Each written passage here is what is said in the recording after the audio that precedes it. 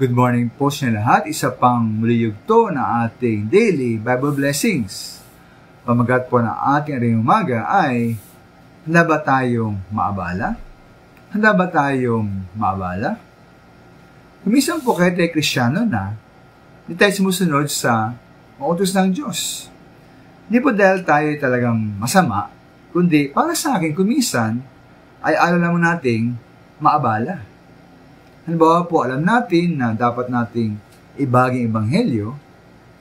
Isa pong simpleng paraan para gawin ito ay mag-imbita ng ating kaibigan o kapitbahay. Adalin siya sa panambahan.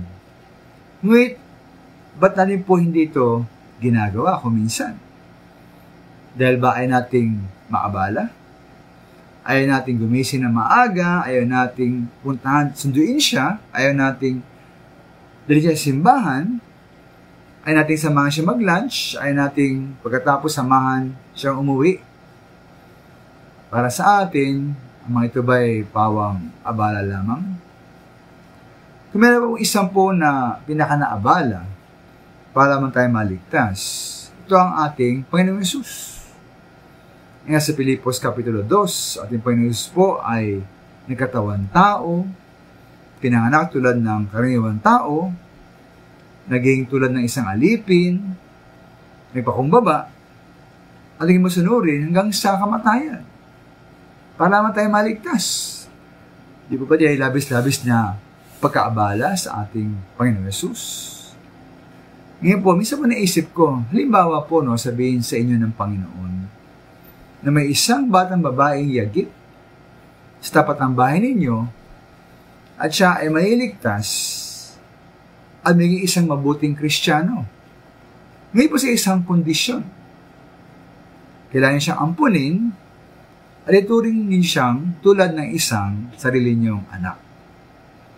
Ito ba handa niyong gawin? O ayaw niyo dahil ayaw niyong maabala?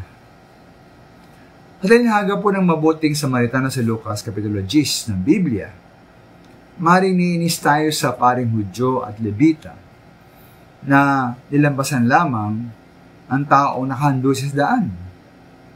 Napaka sila pong tunay ng mga kontrabida, di po ba?